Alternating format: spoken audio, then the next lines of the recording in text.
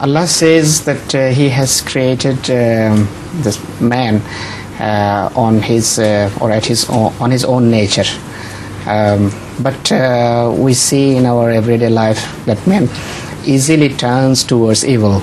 It's very easy. But this is about birth of the child. Every child is born on the faith of Islam. That is to say, he has that submissiveness in his nature. Even if a child is illegally born, still that child will not suffer for the crime of his parents. He will be, according to Hazrat Sallallahu Alaihi Wasallam, when he grows up, it is his parents turn him into a Jew or a Christian or a Majusi. There's no fault of the child. He grows up and sometimes society influences him and he turns into a bad